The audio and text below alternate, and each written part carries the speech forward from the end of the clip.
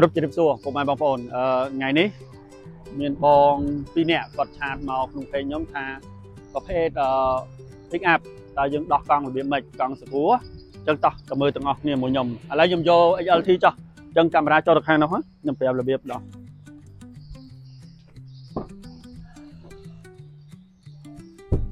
អូខេដំបូងឡើយបងប្អូនត្រូវមើលនេះមើលកន្លែងនេះកៅអីខាងក្រោយអញ្ចឹងយើងត្រូវយកសោដោះតកេហើយនឹងនេះអញ្ចឹងយើងមានខ្សែមួយនៅកប៉ៅនេះកាមេរ៉ាចូលចិត្តវិញមកបងប្អូនលើកវាចេះមកលើកវាបានហើយអញ្ចឹងគឺសោនៅនេះបាទឥឡូវខ្ញុំយកសោនឹងបដ ாய் មកចាក់ស្នែង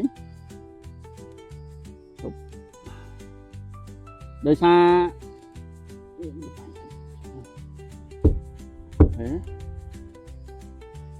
ចាំមករូបវាមកបាទអញ្ចឹងខ្ញុំបានសោហើយអញ្ចឹងកន្លែងនេះគឺនេះមកកាមេរ៉ាចូលមកចិត្តតិចកន្លែងនេះវាមានខ្សែមួយ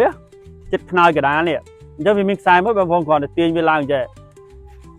អញ្ចឹងមកយើងដោះនេះអញ្ចឹងខ្ញុំអត់បានដោះដូចទេនេះដូចនៅខាងនេះដូចអញ្ចឹងយើងគ្រាន់តែមូលអានេះមូលកន្លែងនេះដែលខ្ញុំនេះហ្នឹងកាមេរ៉ាស៊ូមតិចមកបានហ្នឹងហើយអញ្ចឹងយើងអាចមូលអានេះមកហើយយើងដោះដូចទៅយើងយកទៅដូចកង់អញ្ចឹងដោះរបៀបដោះកាមេរ៉ា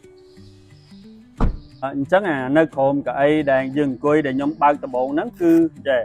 យើងមានសោនេះមួយអានេះគឺសម្រាប់ដោះនេះ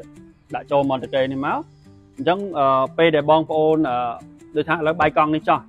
អញ្ចឹងបងប្អូនដោះអានេះហើយបធូរវាហើយចាំដូចអញ្ចឹងប៉ុន្តែអត់ដោះចេញទេបធូរវាសិនហើយចាំដូចហើយចាំយើងមូលបន្តមកទៀតសោហ្នឹងមានទួនាទីមួយទៀតសម្រាប់តម្លាក់កង់សកួរមកឥឡូវយើងមកដល់ខាងក្រោយអញ្ចឹងមិញខ្ញុំប្រាប់ពីរបៀបសោនេះមូលទេណាហើយអញ្ចឹងមកដល់ខាងក្រោយយើងយកពីនេះបងមកមើលអាពីនេះវាមានមុខជ្រុងចេះអាខាងនេះគឺមានឡុកវាមួយអញ្ចឹងយើងយកមកតគ្នាមកឡុកចូលឡុកហ្នឹងណាអញ្ចឹងនេះនៅប្រភេទ pick up ទាំងអស់គឺមានប្រឡោះនេះមួយបងប្អូនដែលឃើញប្រឡោះនេះអញ្ចឹងពេលដែលបងប្អូននេះយកអាមុខជ្រុងនេះញឹកចូលហ្នឹងមកហើយវាមានប្រឡោះមួយមើលទៅដូចជីឡាវអញ្ចឹងពណ៌សសារ៉េវាបន្តិចមកជាប់ប្រលាក់ងាំហើយនេះសោនេះប្រឡោះនេះយកមកដាក់ចូលនេះមកមូលទៅឆ្វេង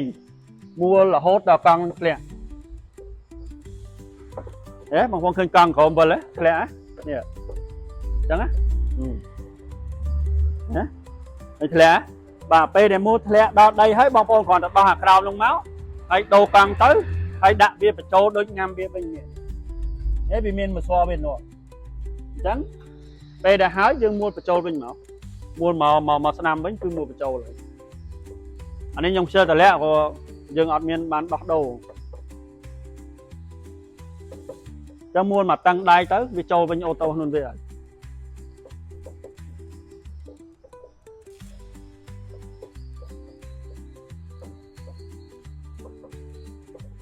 មកតឹងដៃបាទប៉ុណ្ណេះអូខេប៉ុណ្ណឹងបានប៉ុណ្ណឹងជាប់ហើយអញ្ចឹងលេងអង្គើហើយបើសិនជាអង្គើយើងរឹតបន្ថែមតិចទៀតបាទវីដេអូនេះផ្ញើជូនបងប្អូនទាំងអស់គ្នាដែលអត់ចេះដោះកង់ប្រភេទ pick up របស់ Ford អញ្ចឹងបើសិនជាចង់ចែករំលែកក៏អាចចែករំលែកបានដែរជួយ share ផងអញ្ចឹងអរគុណច្រើនបាទសូមជម្រាបលា